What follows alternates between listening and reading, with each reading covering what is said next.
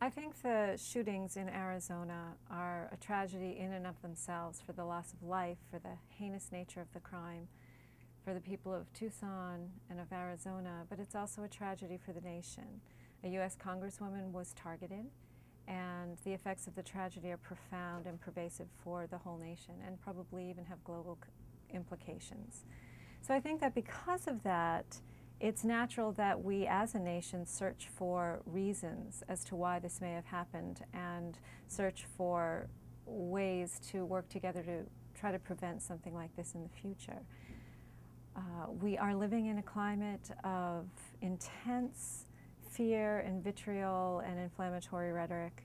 Threats to members of Congress have been up something like 300% in the last 2 years.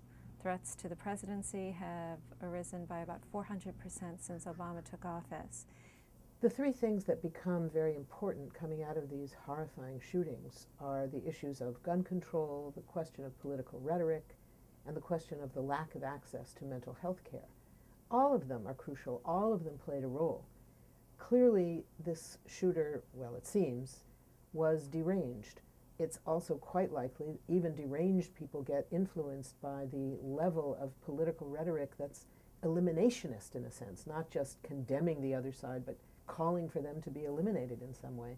And the fact that there's no easy access to mental health care makes it all worse, makes it all harder.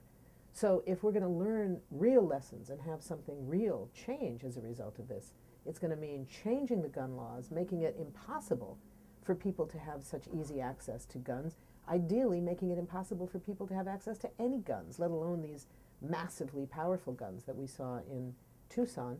It's going to mean changing the laws so that there's real access to mental health care and an end to the kind of demonization around it so that it's as easily accessible as going to the emergency room when you're the victim of a shooting. And yes, we're going to have to do something about the political rhetoric. It's one thing to say the other side is off the wall, is terrible. It's another thing to say the other side should be dealt with Second Amendment remedies. That's eliminationist, and that's what has to stop. So I think that if there is a silver lining to this tragic event, it will be that we will examine as a nation the way in which we use speech, our electioneering tactics, signs.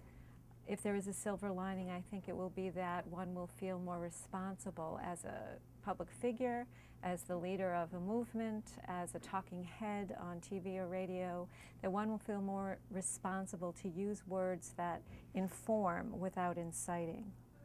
I think we have no choice but to examine this and to try to rectify it.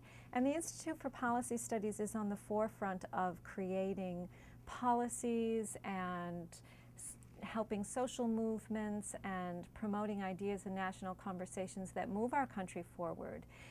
Sometimes the negativity and the destructive tactics from the right need to be called out. And sometimes the wrong-headedness of policies and actions from the Democrats and the Obama administration also need to be called out. We do both when necessary, and we work to bring the country forward into a nation that works for all of us and that works as the part of a just global society.